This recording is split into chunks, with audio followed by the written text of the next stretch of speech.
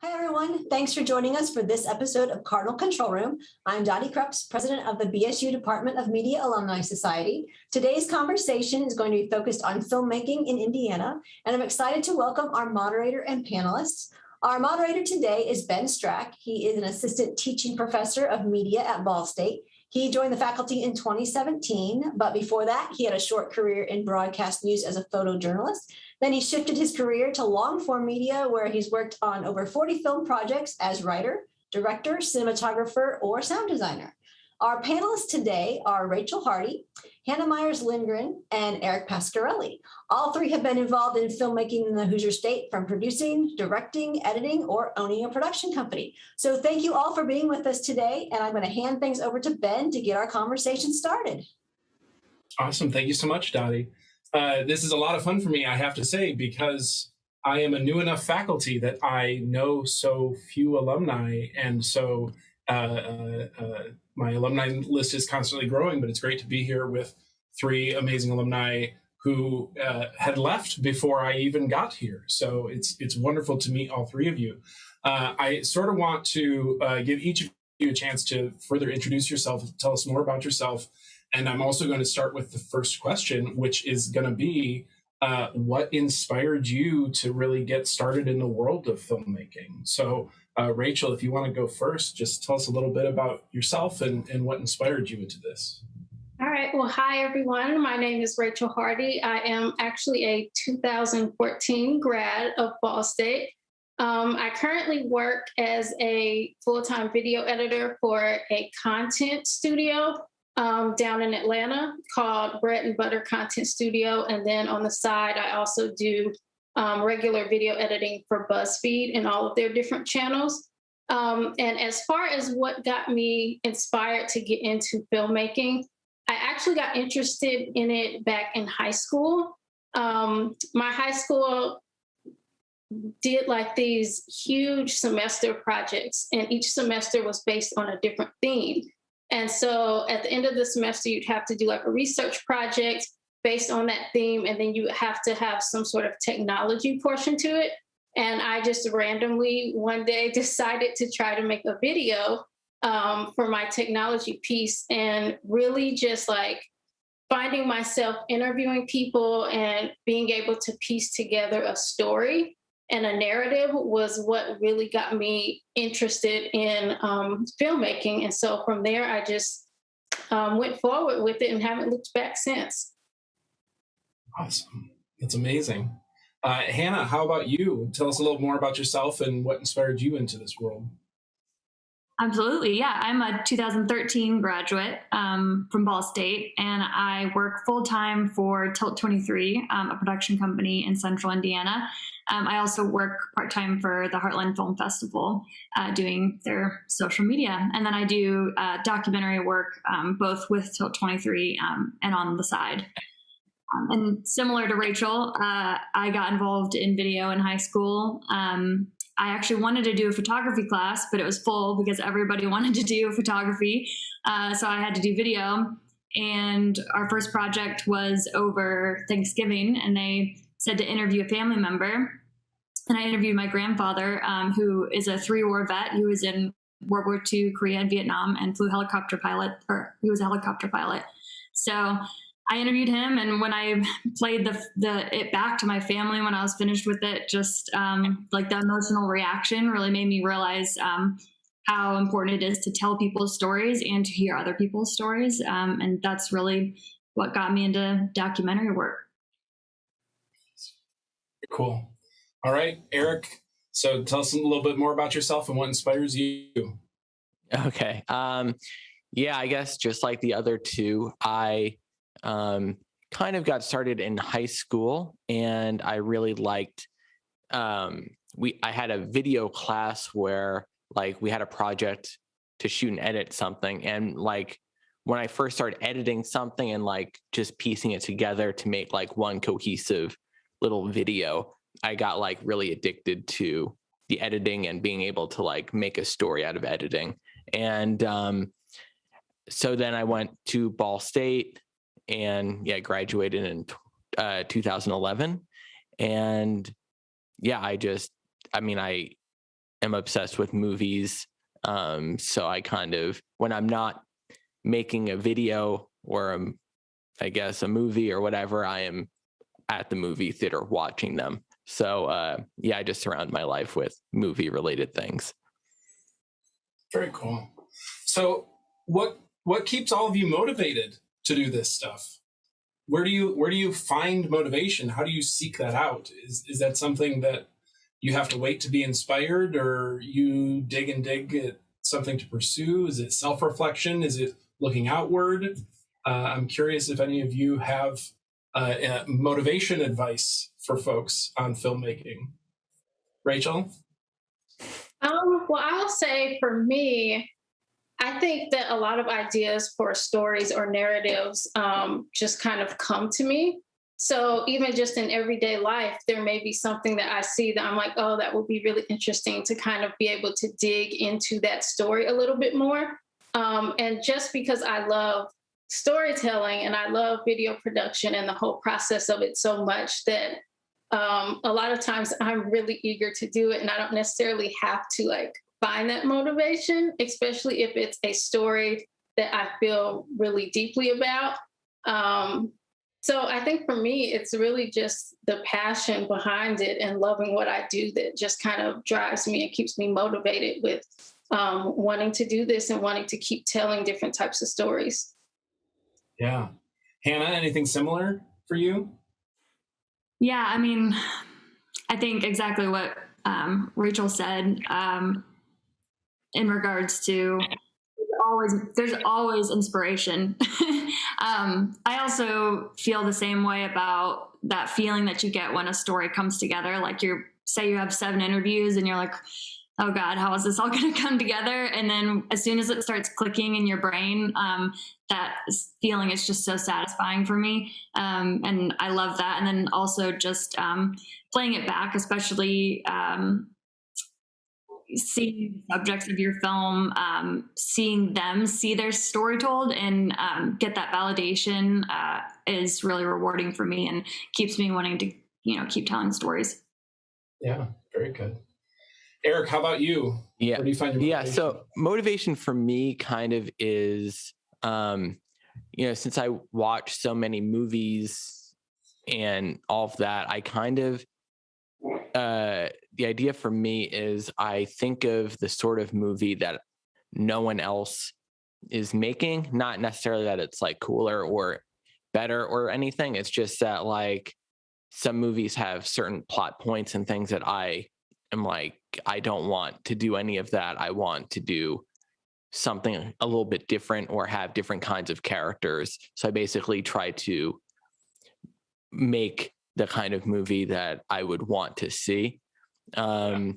So yeah. And I kind of just right now, for instance, I'm just kind of letting things over a period of several months, just like slowly come into my brain, and I jot down ideas and it just kind of slowly comes together sort of thing, and write stuff here and there. But yeah, it kind of has its own energy. It's like its own beast, and it makes me it forces me to do it sort of thing. I have no control of if I don't really want to do it, I kind of still feel like obligated, like, oh no, I need to do it. Yeah. Well, and there's a subtext I feel like I'm hearing from all three of you, and don't let me put words in your mouth, but this is true from my experience too, that there's times in your life when you have a media job, and these films that we are creatively motivated towards, Hannah, I think you literally used the word side project, right? Like that where some of our creative outlets are not necessarily the ones that are paying our rent, as it were. So I'm curious, maybe from all three of you, do you find that you have to seek out that balance? Do you have to balance the work that pays well versus the work that gives you a lot of creative freedom and interest and stuff like that? Eric, why don't you go first this time around? Is that something that's true for you? Yeah. So I've been doing full-time video, like for my own production company, Pascarelli Productions. So I've been doing full-time corporate stuff, like freelance corporate stuff for 10 years now. And it's like, with my free time, am I really wanting to do, a movie, and especially knowing that like that's not necessarily going to pay or anything. So it is tricky. There's a lot of people out there who are into photography and they do that for a full-time job, and then they're still out taking nature photos and things like that. But yeah, I really feel like it's difficult when you do video as your full-time job to then turn that off and be like, oh, now I'm going to do video for my little like passion project. Like I felt like when I was at Ball State, I was like very hungry to make like creative projects and things of that nature. And now it's like, oh, it's my full-time job now. Do I want to, stop working on, this paying corporate job and now take a few months off and do my own other video job that doesn't pay at all. And so that's where I think it's an interesting balance, and it's very difficult to figure out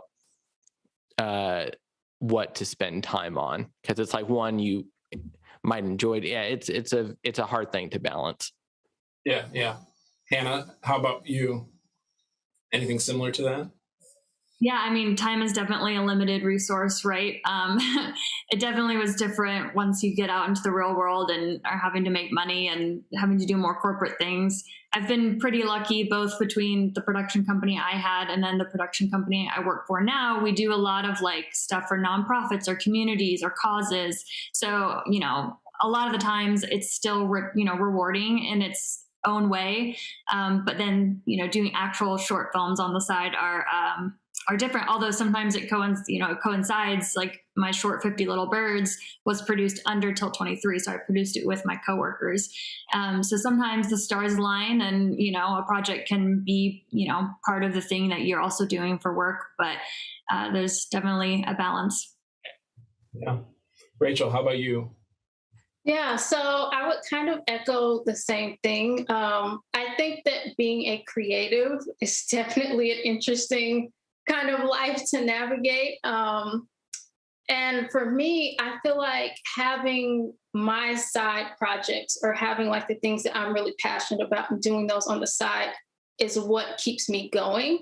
So there are times like I actually really enjoy my full-time job and I enjoy the work that I do there, but it is a content studio. And so a lot of it can be like branding or like commercial work, which is fun because it allows me to kind of use other like skills or editing styles when it comes to doing that type of work. So it's not like I'm doing the exact same style of video all the time between full-time and my side things. But I also feel like for me, the side thing is just what keeps me going. So it's like I do this over here to work, but then I also have to have this thing that I'm really passionate about and this story that I want to tell, and do that. And that's funny that you brought that up, because this is actually like a situation that I'm in right now. I'm starting to try to get production together soon to start on like a new documentary that I want to do. And I've been trying to get through like pre-production for probably like a year now, but it's because I work full time and there are other things that are happening. And so things take longer with trying to get this together and get to actual physical production. And then there were times where I was like, I'm just so tired from working full time that maybe I should just sit on this for a while and pick it back up later. But then it's also one of those things where like I believe so much in the story that it'll keep like pestering me until I do it. So for me, it's like something that I have to have on the side, but also it is that really weird thing of trying to find like that perfect balance, if it exists, between the two. Right. I used to say back when I worked in news that I worked in news to feed my stomach, and on all my weekends I worked on short films to feed my soul, because it was the thing that kept me going. And frankly, it probably made my news work better at the end of the day, right? So I'm curious, for any of you, what are your favorite projects that you've ever done, that you've been a part of? Hannah, do you want to go first on this one? Sure, yeah. In 2020, I released a short film called 50 Little Birds that I mentioned before, that I produced under Tilt 23 Studios, the production company I work for. And it's just a 9-minute little film, but it was a film that I had the idea for many years. And then I'd moved to Alabama for a little bit, and it wasn't really feasible to do it because the subject lives in Noblesville. And then when I moved back and then I found myself working for Tilt 23, I was like, hey, I have this project that's been like kind of, an earworm for, 4 years now.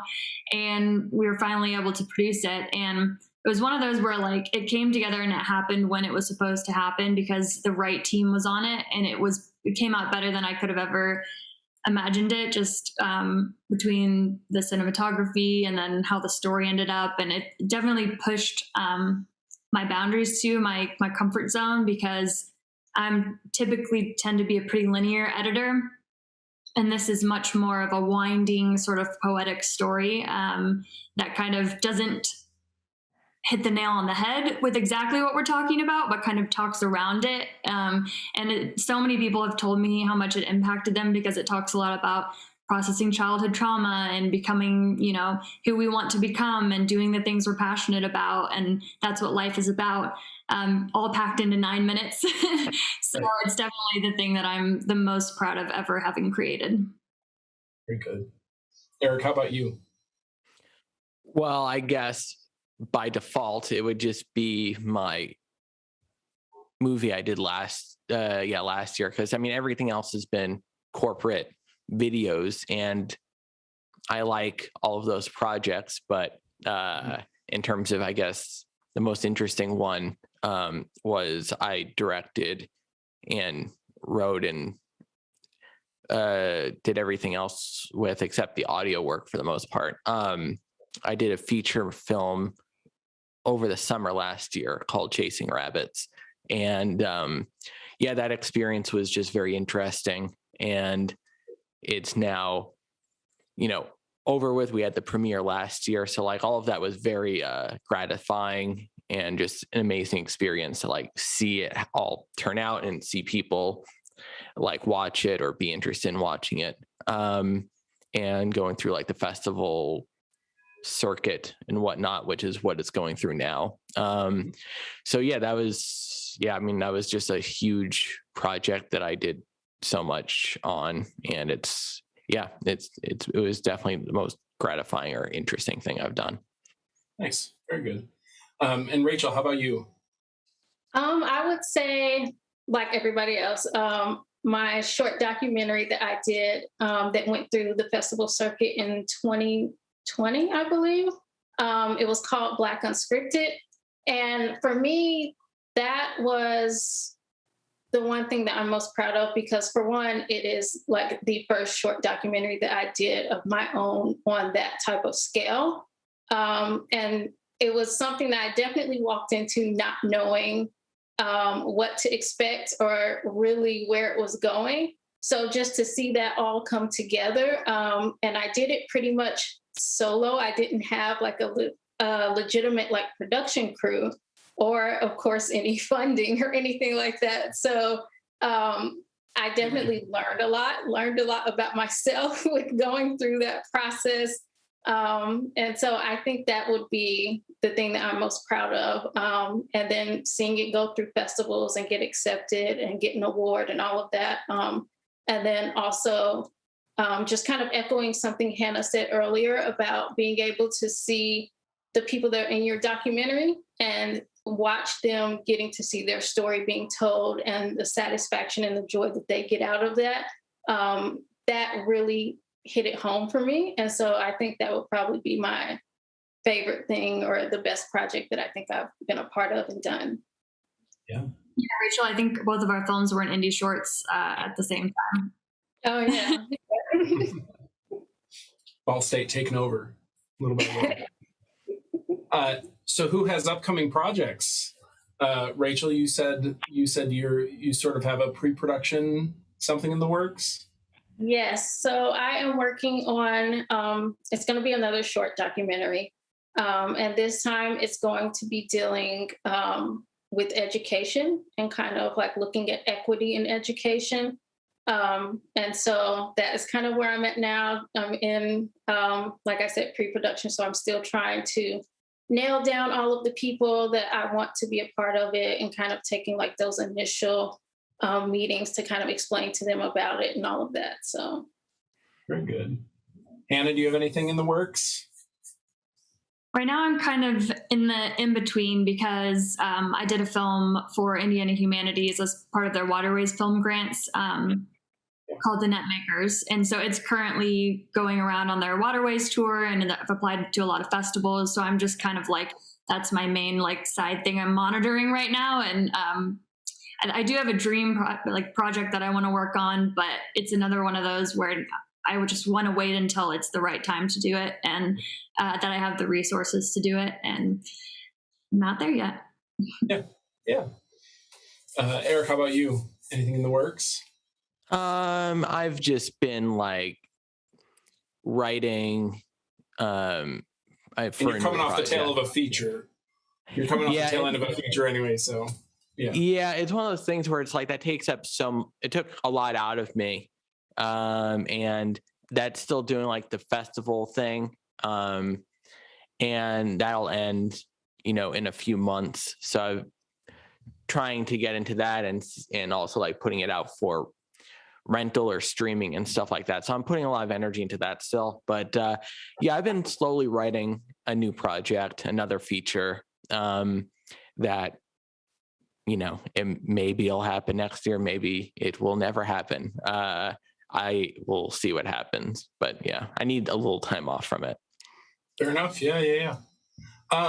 So the next couple questions I'm going to take notes on, since I am not an Indiana native, nor have I made films yet here really in Indiana. So talk about your filming experiences of making films here in Indiana. Open question. Who's got stories to tell or advice to give? I guess first. Yeah. I don't know. I get asked this a lot because I have done several projects for Indiana Humanities, and they're really great supporters of film, especially with these last few rounds of funding that they've had for short films. But I just love making stories here. I don't necessarily know that I have any comments on. I feel like it's just easy, and like there are no restrictions. I know that we have.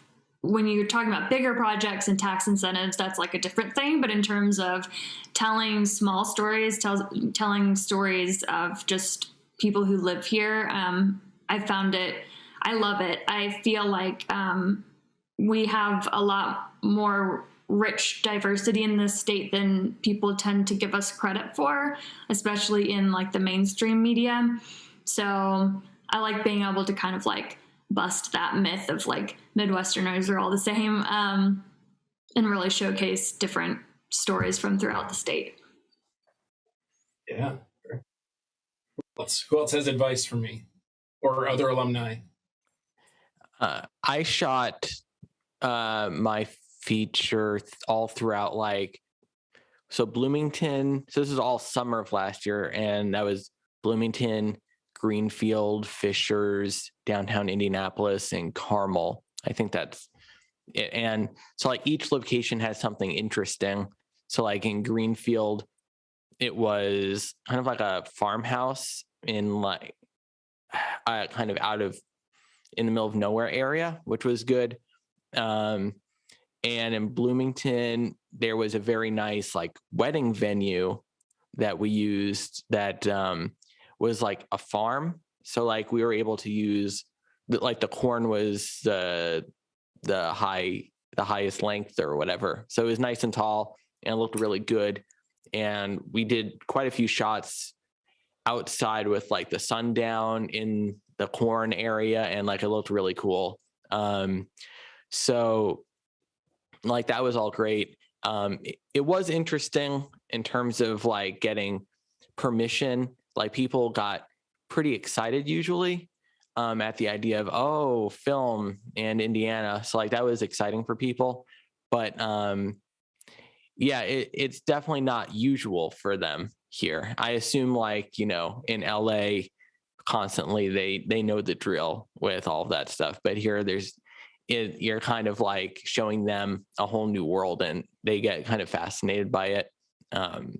So yeah, like location scouting that was probably actually the hardest part maybe for me, was doing that, because there's just, you know, you look in a directory of locations that have signed up with like the film location directory in Indiana, and beyond that, I don't really like bothering people. So I didn't want to knock on any doors or like call random people and be like, hey, your property would be perfect for my movie. Can we film there? Because I feel like they get weirded out and everything. Yeah. So yeah, it was interesting, but the payoff was really good for locations around here.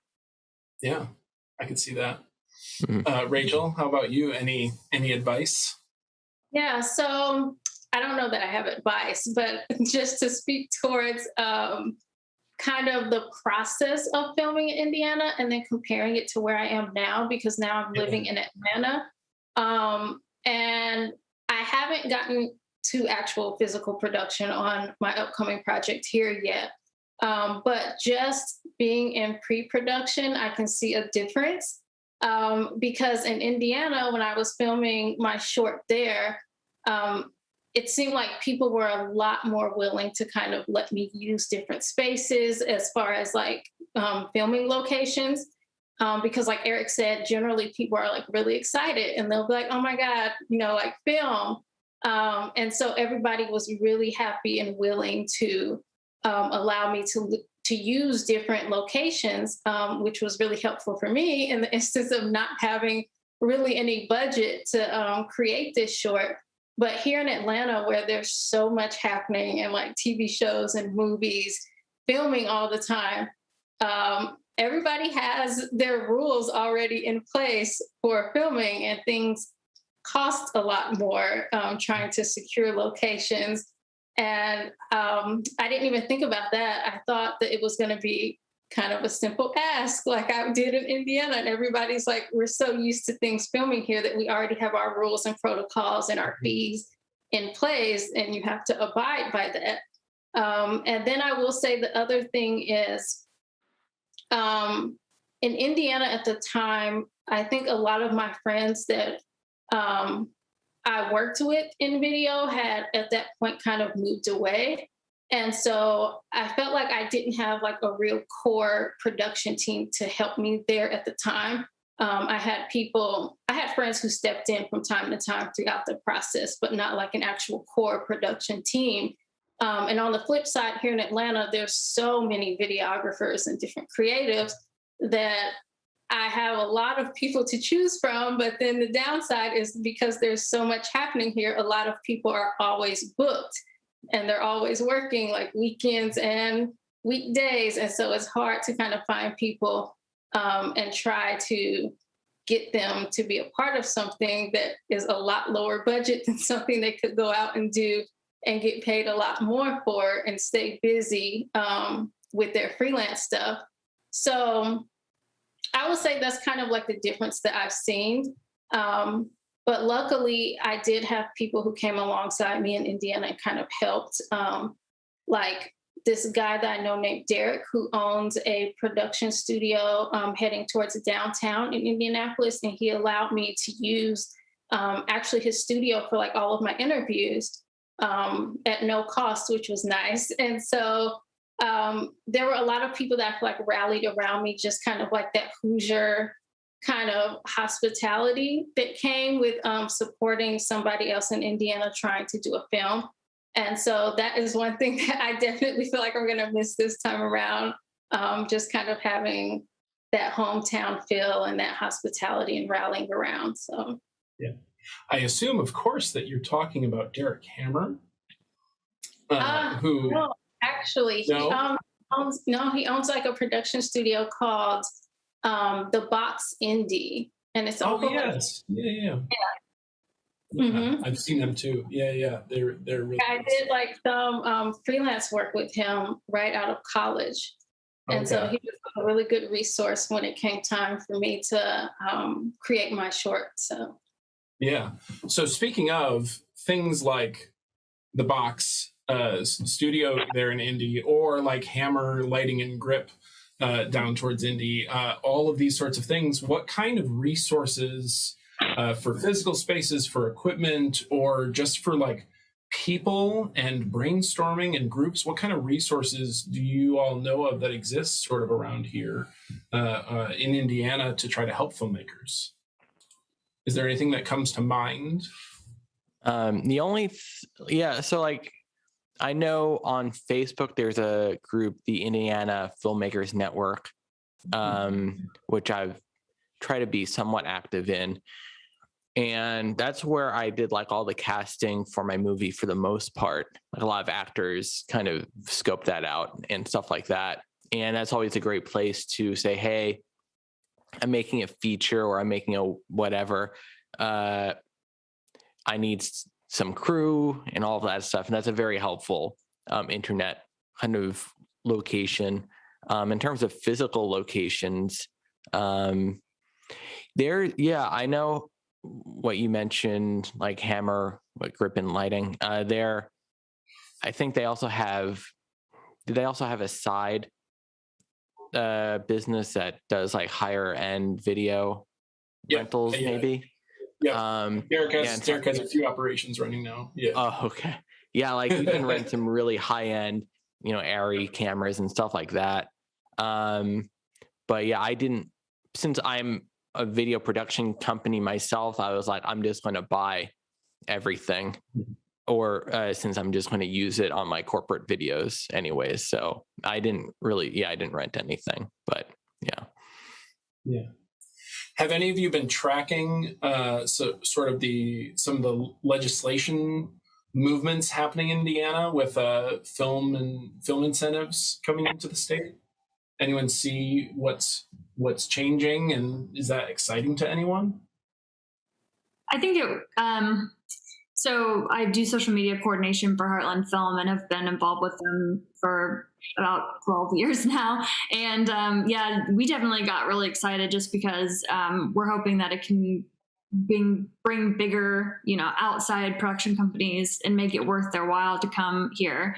I know that it still needs to get signed or completely passed or something like that. So we're all just like kind of still holding our breath before we throw the confetti, but but I think it will be beneficial all around, because I do think that we have great resources here and we have great people here and we have great locations here. So we could be a great place for larger production companies to film. I agree 100%. Yeah, I'm curious kind of like because I know it's not quite known yet, but I'll be curious to hear like the budgets and stuff like that, because like I'm, not to be a negative Nancy on it, but like I was very excited for years, and then I heard like what it was like in other states, and I know like you had minimum budgets of sometimes $30,000, $50,000 before you can get a tax incentive, and like for me it's like, well, my movie, like they're all self-funded and they're not going to be, they'll maybe be half that. And it's like, so that won't necessarily help me. And if anything, it might draw people to work on the bigger projects and decide not to work with me because I'm working on like a lower project. And there's going to be a lot more bigger projects potentially around the area if the tax incentives things pass. So that's kind of like the other, or at least my perspective of it. However, it will benefit a lot of people in general, I assume. So I think it would be cool for a lot of the crew people and a lot of the actors to get a lot more opportunities if that does happen. Yeah, I could see it also helping Indiana's economy to be able to support more freelancers on the whole, which may also mean there are more folks who, in between their higher paying gigs, maybe they can come and freelance on your film too, right? Like hopefully it all sort of trickles down.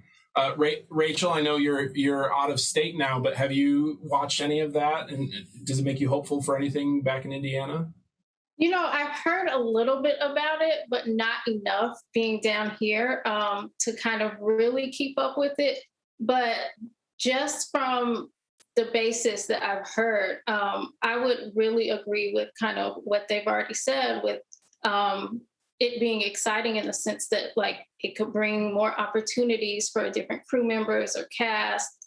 And so I'll just be really interested to see, what happens and where it goes. I think one of the crimes is that Tom Green's books are not filmed in Indiana, like stuff like that, where if it's actually set in Indiana, it should be filmed here. And so hopefully more opportunities come like that. Oh yeah. There's a whole list of films, right, that famously take place in Indiana towns that they're all shot in the hills outside of LA or whatever. Always a fascinating thing.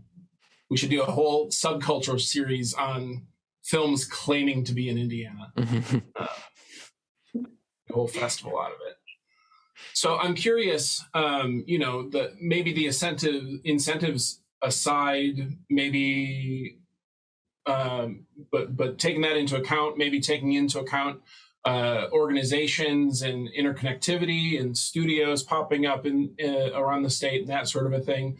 What do any of you think are some key factors to really helping foster and create, maybe not create, maybe that's the wrong word, but to further grow the sort of filmmaking, film industry culture in the state of Indiana? Any ideas? What are the factors that could help that? Are some of them in motion? Are some of them yet to be thought of or to start traction on? I do think the foundation is there. I don't know if it's just because I've been working in it here for 9 years, but I know a lot of people who have stayed. I know a lot of people who are doing incredible work. I found my DP for my last project through just somebody that I've rented equipment from, and then she ended up being amazing. So I think there is kind of like a little quiet network of people that would make a good foundation for it to continue to grow. I would like to see more graduates stay here and at least give it a chance rather than immediately going out to the coast. I think it's a great place that you can even just stay for the first 5 years and get a huge amount of hands-on work and really creative control in projects with the great production companies that are here. Yeah, it's maybe with the tax incentive, if it does bring in production companies that are already somewhat established or anything, then I know when I was graduating Ball State, I was looking for production companies to make movies and all that stuff. And I'm like, oh, well, there's kind of one in the Cincinnati area, I think, or at least when I was, in college. And it was, all I was thinking was, okay, where can I move to get close to one of them? But if some bigger ones with any kind of name recognition or anything like that came here, I think that would make a lot more graduates hungry to be like, oh, that's our goal, is to work on a project with that local company. Because right now,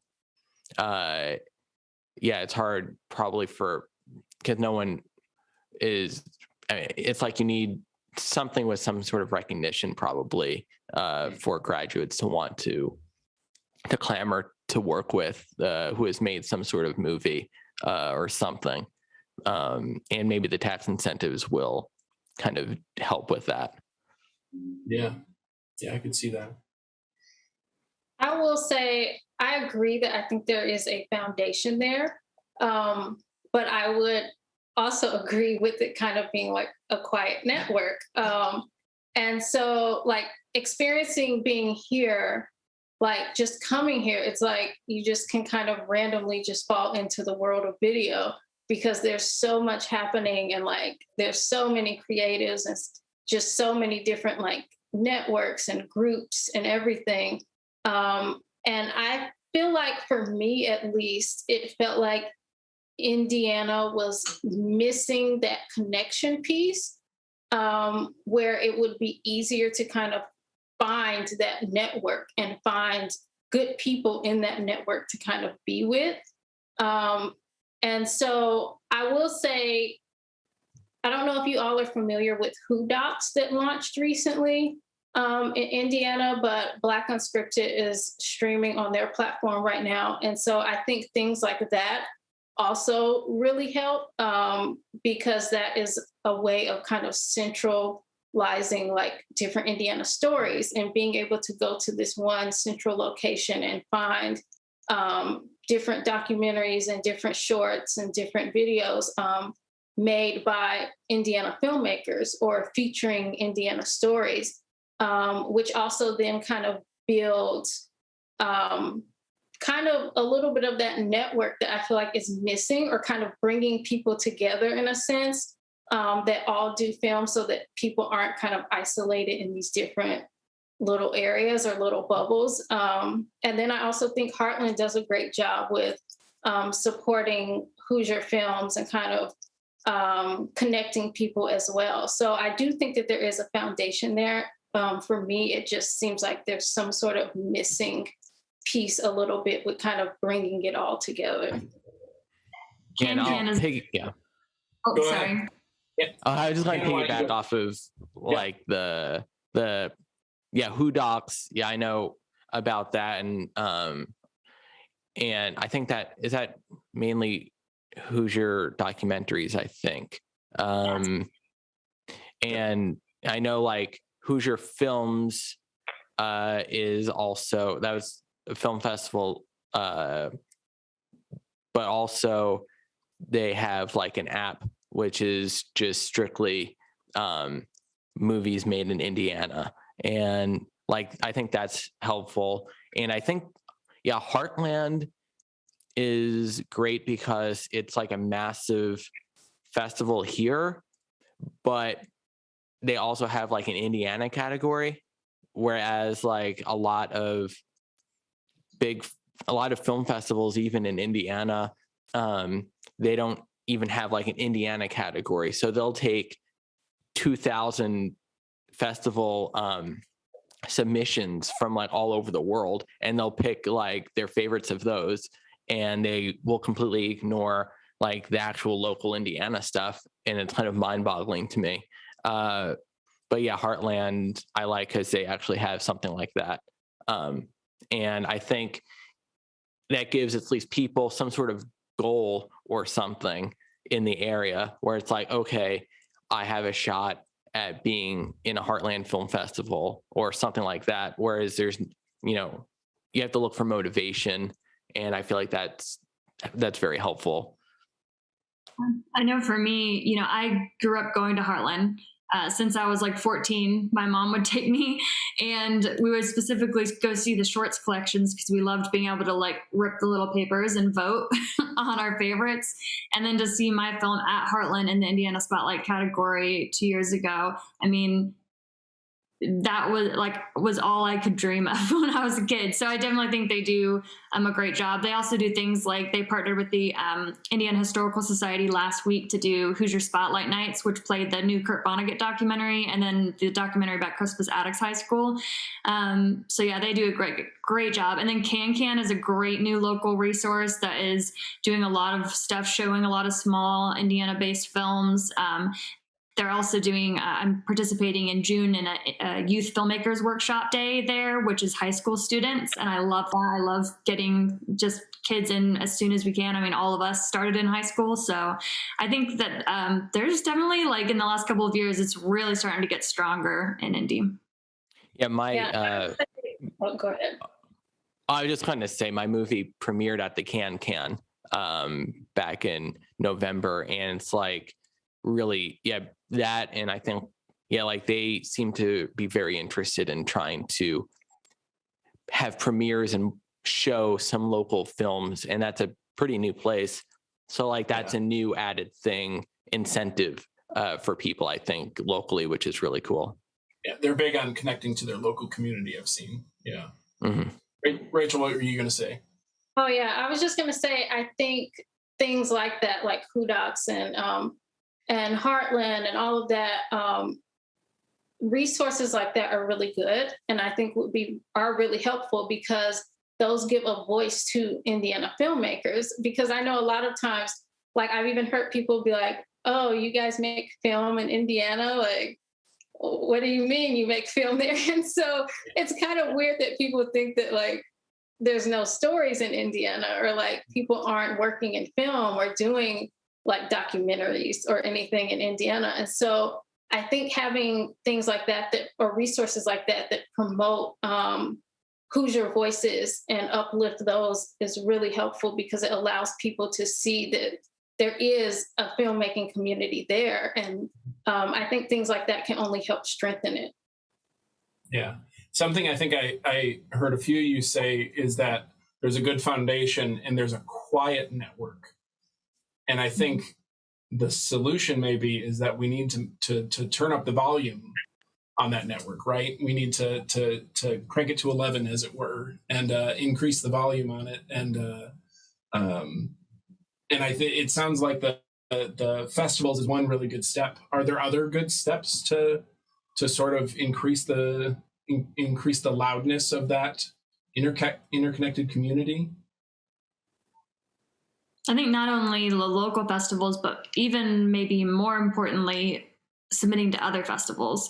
Because, you know, 50 Little Birds played in Alabama and in Canada and in New York and LA. Like, so showing people in other places what we can do here is good.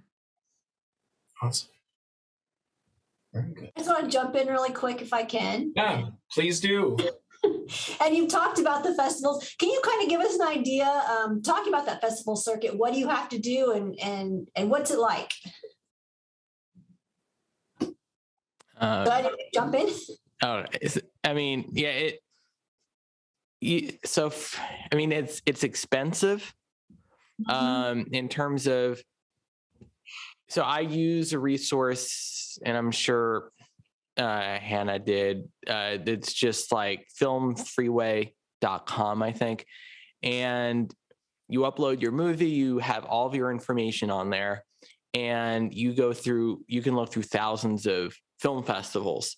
And it's a very neat resource. And you essentially, you can try and do just Indiana ones. You could look all over the world, but again, there's thousands, and each one, costs X amount of money. So you kind of, when you're budgeting your movie, I think it's important to budget for doing the film festival circuit and things like that. And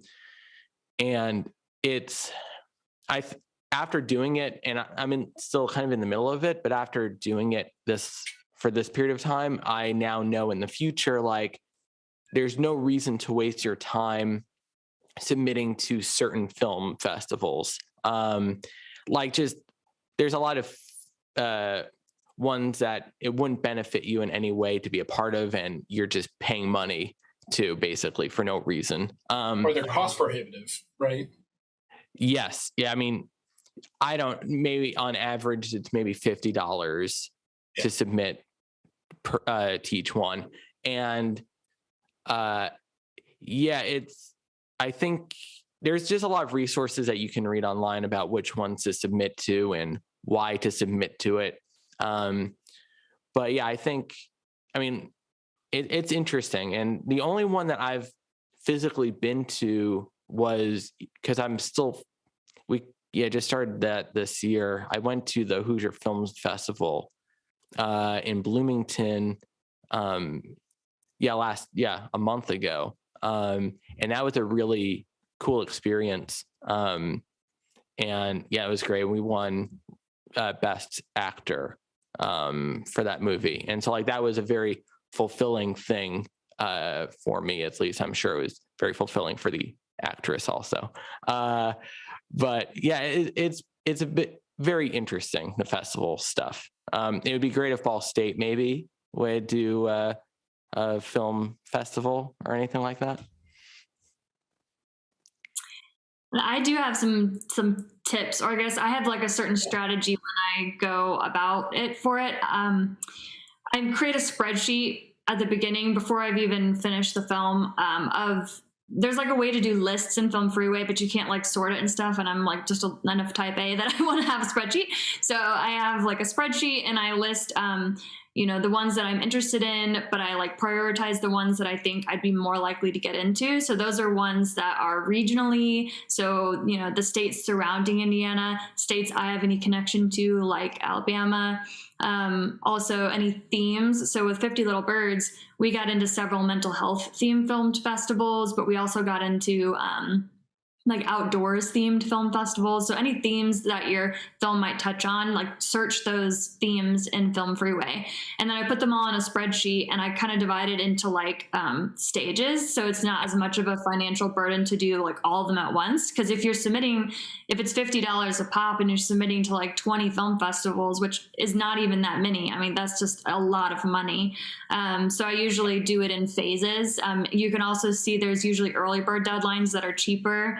Or if you follow those festivals on social media, they'll often put out like promo codes that give you like Indie Shorts. Last month, we promoted a 40% off. I mean, that's great.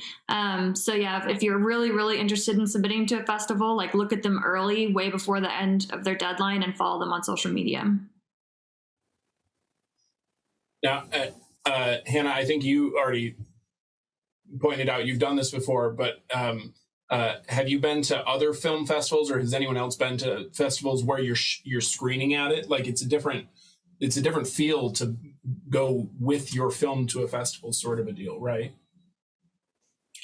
Yeah, unfortunately, 50 Little Birds came out in the middle of the pandemic, which I'm sure Rachel had the same experience. So didn't get to go to quite as many in person.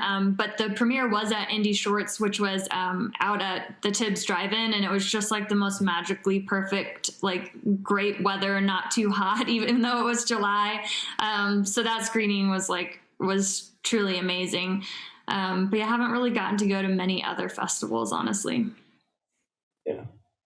Yeah, I would echo the exact same thing as Hannah, because mine came out in the middle of the pandemic too, which was a bummer. I was really excited to go through film festivals, and then the pandemic hit and everything went virtual. So for me, my only festival experience was the Indie Shorts out at the Tibbs Drive-In, which was kind of like a saving grace for me, because I was so excited because I didn't get to experience any other kind of in-person screenings or festivals due to the pandemic. So that's what I'll say about that. And then I would also echo kind of the same thing about the festival process. I honestly went into it head first without knowing what I was doing. It was just kind of something I wanted to try. But I learned a lot along the way. And so I definitely did a lot of Googling and started making sure I was targeting specific festivals, kind of like Hannah already said. So my documentary dealt a lot with Black life and like racial and social issues. And so we got into a lot of festivals that dealt with that theme. So I was making sure that I was kind of targeting things that had that like specific kind of thing that they were looking for, or something that was Indiana based, because I was living in Indiana at the time. The whole documentary was shot in Indiana, and all the people in it were living in Indiana. So we shot in like Indianapolis, Anderson, Columbus. And so I will say definitely, I think targeting the right festivals is a big part of it. And then one other thing I'll add that I think I should have done differently that I didn't was kind of getting maybe some behind the scenes stuff to use on social as a way to promote my film, which I didn't think anything about that, because at the time I was just trying to get through the production process. And by the end of it, I was so stressed out that I didn't think anything about doing like anything that was related to behind the scenes stuff. But I started finding that when I was going through festival submissions, a lot of them were asking for any type of like crew pictures or behind the scenes photos or clips. And then some of them were wanting to see like a social media presence for the documentary. And so I created a Facebook and an Instagram for the film, but then I quickly realized I didn't have a whole lot to post because I didn't have any like behind the scenes stuff or any content to put out there aside from what was in the film or like taking stills from the actual film. So I would definitely say that maybe that's something people could think about, because that's definitely something I would do differently next go around. I 100% agree. As the person who promotes the films for Heartland, I'm trying to get people into seats to see your film. So the more assets you can give me, trailers and posters and stills and yes, like all that stuff. You always need way, way, way more assets than you think you need for it. And it's helping us, especially if you have social media. Like that's another way. If you're going to the festivals or if you're promoting that you're going to be at the festivals, that's an easy reshare for festivals. And then it gets more eyes on your film. It gets more people who are going to say, oh, I want to buy a ticket to see that one. And I made sure it, because a lot of people were telling me that before I made the movie, and they even told me, oh, set up like an interview camera and like interview my cast and like talk about the film process. But I did not get around to doing that. But I did hire a photographer for one of the days. And I'm very happy I did. I wish I would have hired him for more days, but like that's just like money that you're just spending on like non-movie specific things, so it's kind of hard to do more than that. Another piece of advice I'll give, since part of me feels so bad, everyone premiering during the pandemic, but go with your films to the festivals whenever you can. I will tell you that going to some festivals with my films, I would meet people, go to all of the meet and greets, any of them you can, schmooze, do all that sort of stuff. And as you're going through it, I would end up meeting people who were actually there for business, scouting films for other film festivals. And quite often I'd meet people who were like, well, and here's a card, and I'd love to have your film in our festival down in Texas next month.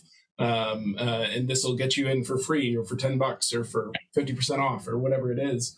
And there's just something fun about, I think, the shared experience of being there with your creation and seeing other people with their creations. And like all of you sort of have very different experiences, but also the same experiences and the same joy in getting to share it with everyone else. So wonderful. Dottie, do you have any other questions to wrap us up? Yeah, I just wanted to maybe talk a little bit about budgeting. You talked about make sure you think about those film festivals and budgeting. What are some other things that people might not think about when they're budgeting? Like, are there, where is funding available? So can you talk about maybe those different things? What things skipped your mind that, hey, you got to remember to fund for this, and where do you find funding?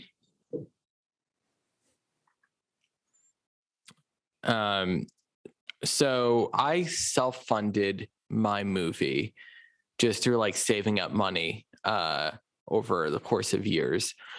But I see a lot of people doing like Kickstarters and like Indiegogo, things like that. And that seems to be fairly successful. Like you can give them people perks like, oh, you get to show up on set for a day, or you get to, you get a signed poster when it's over, or you get to eat with the cast and crew for lunch one day, stuff like that. So I've been seeing that be fairly successful. In terms of financial things in the budget, I will say, like the marketing and the festival circuit stuff, I think is something that people probably forget about. Also maybe like the craft services, just like feeding people, or like all the snacks, at least that you need to have on set, and driving like the miles. Because I do think it is important to pay everybody that you can. I know some people will pay people, will do like pay on the back end, or they just won't pay at all. And they're just getting like volunteers to like, I don't know what they say, like for exposure or for a learning process. But yeah, I think it's probably Kickstarters or Indiegogo seems to be a decent idea, or just work as a bunch of jobs and save up also is an option. I'll admit my 2 budget shortfalls in case it helps anyone else. For the net makers, all of our shoots pretty much were outside, and half of them were on the river. So it's very weather dependent, and I didn't take into account, the Airbnb, like having to cancel the Airbnb because of weather, and then the Airbnb people not wanting to give you a refund. So that was definitely like, maybe I'm thinking I'll put in a line item next time of just like $1,000 of just like fallback money. And then the other thing I guess it wasn't a mistake, but it's definitely something I prioritize is getting someone you trust and like, to do the score, and really making sure that you're spending the money on that rather than just using like canned music if possible, because it can just make a huge difference. Yep, I think I would kind of echo the same thing. Definitely the festival fees, because those add up. I knew that they cost money, but I don't think I actually did the math to think of like how many I would apply to, and then how much the overall amount would come out to that I would be spending on festival submissions. And then also definitely budgeting if you're traveling anywhere for travel to go film. And then for me, when I was doing my interviews, I had like these big frames in the background of each person that had different pictures of them, different stylistic pictures of them in them. And so we did like a little bit of set design, because those frames ended up being doors that there were screen doors that I bought from the Habitat Restore, and like sawed them into pieces and sanded and painted them and all this to create like these massive frames for the background. So, and then I bought like a specific chair, I think, to match that for the actual interview. So I would say also kind of thinking about the style and the way that you want to present the story, and if there's any needed like set design with that. And then as far as like financing and money and stuff, I also self-funded. And I know a lot of people who do crowdfunding, like Eric said, with Kickstarter, and things like that. And then maybe grants. I don't know a whole lot of people who have done grants, because a lot of people kind of default towards the crowdfunding route. But I would say that those are kind of just my suggestions and the things that I learned along the way in the process. And to echo your point on like set design stuff, I know we bought a lot of clothing, like nice clothing, from a store. And our goal was, okay, we'll just return it all. And we ended up just like completely forgetting about it. And then it was like, 2 months later, and it's like, oh, great, I have hundreds of dollars worth of clothing. And I also bought like a lot of, my movie revolves around like a cult. And so I bought like so many cult robes, and I have nothing to do with them now. And like all that stuff added up to a lot of money that, I can't really do anything with them now except like put them in a storage bin in the attic. Always start a cult. Yeah, that's an idea. We'll see what happens next year. I could speak to grants if you want me to, because I've gotten 3 grants over the years. So my first grant was actually when I was at school. It was the WIPB student funded grant. So they were looking for a program to fit their half-hour schedule, and I led a team of students to produce that one. That was a $10,000 grant. So that was my first opportunity, or I guess experience in applying and receiving a grant. And that one was a great opportunity. And then I have received 2 grants, as I mentioned, from Indiana Humanities. In 2018, they started doing a program where they give out 5 or 6 pretty small grants to make short films with whatever their theme is that year. And I've just chosen waterways both years because I do love the river and stuff like that. So those have been great because it's like a pretty broad theme, and there are still many, but there's still like many topics. And just, you can see that just by looking at like the 6 films that got funded this year. It's just a variety of different topics with the central theme of waterways. And my experience with them was great. You know, it was very clear on putting together what you needed to put together to apply. And then you go through several rounds of interviews. I think it was just maybe like 2, one virtually, one in person. And then, you know, you find out whether you got it or not. And I think they're a great resource. I hope they continue to do that. And it's been pretty successful from what I've seen so far. I think it's a great opportunity, especially for shorts. I don't know. I love shorts. I think it's a great way to get a lot of experiences in a lot of different ways because you can knock out more of them. So yeah, I hope they keep doing that. Great. Any last minute comments or tips for maybe some of our newer alumni that have graduated that want to get into the filmmaking business here in Indiana?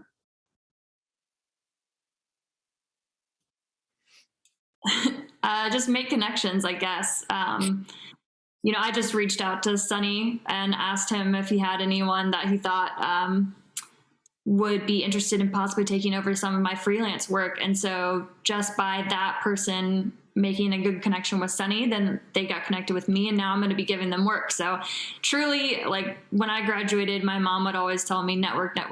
Like that's the number one thing, especially here in Indiana in the film scene. Yeah, I mean, yeah, networking is probably the biggest thing. I know all the crew on my movie were crew that I used just on random video production shoots that I hired. And they all went to Ball State also. So that aspect is great. I think new alumni need to just maybe like put themselves out there or like look. I mean, there's a lot of crew calls, I think, in the area. And I think if they are willing to get in somehow, I think that helps in terms of, use you on future projects and things of that nature. But yeah, you just have to know where to look. And like I had mentioned, like I think the Indiana like Filmmakers Network was very helpful. And it's a huge, if you introduce yourself and things like that, there'll be people who might say, I'll keep you in mind, things of that nature, at least. And go to Indie Shorts and Heartland.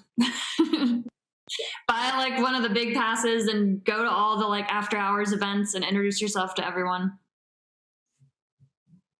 Yeah, I would definitely say networking for sure, and putting yourself out there. I've even suggested to people like cold calling production companies and stuff in indie just to see what they have going on. Because I've actually done that a couple of times, and it ended up in like me getting either an internship or like freelance work and kind of making a connection there. And then once I get on like freelance, then I was able to meet other people through that. So I feel like there's a lot of different ways to kind of find ways to get connected with people, whether it's, like I said, cold calling or emailing production companies that you find online that you think you might be interested in working with. Like Hannah said, going to Heartland, and then the Indiana Filmmakers Network and like different social media groups. So I think there's like a variety of ways that you could kind of put yourself out there and try to find that network. I do think Indiana's Yes, or Instagram is definitely, I've found more and more people networking on Instagram. It's such like an easy way to be like, here's my work, almost like a portfolio. If it's just like strictly a professional page. And I see posts all the time about, crew calls and stuff, but it's like, hey, I need, someone to do BTS on this shoot, or I need I need a PA on this shoot. So there might be opportunities there. Or yeah, it's like if you want to make something, you can just go out there and just post in one of these places and say, hey, I'm just out of college. I want to make this movie. I have this idea, let's make a short together. And I assume there's a lot of people who would say, yeah, I'd love to help. Things like that. You just have to take some initiative. I think that goes a long way, especially in this, industry. And I think one other quick thing that I would add is on the flip side of the social media part, while reaching out to people, I would also suggest that people start putting up their own content. Because like Hannah said, with finding people on social media, Instagram a lot, I've actually heard people say that they feel like social media is becoming like the new resume. And so I think while you're reaching out to people, also kind of having your own presence and your own content on there, so that while you're trying to network and find those opportunities, you kind of have something of your own to also present and be like, hey, this is what I've done. This is what I can do. And this is kind of how I can help you if you let me in the network and kind of give me an opportunity. So I think that would also be something that I would suggest that newer alumni also think about when trying to get into the industry and in that network. Yeah, I feel like it's like, instead of building out a website now for when you are trying to get your work, I feel like it's more like Instagram pages. Cause somebody will follow my professional page and I'll be like, oh, who's that? And I'll click on them and I'll look and they'll have all their work. And I can just very quickly see what's their style?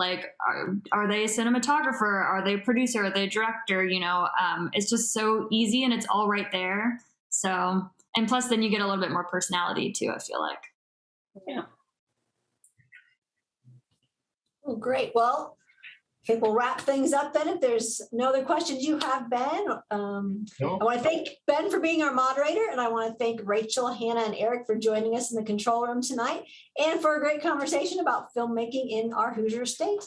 Look for our next Cardinal Control Room conversation sometime in June. And if you have any topics that you want to see discussed in the control room, you can send us an email at askbsumedia. Thanks for joining us.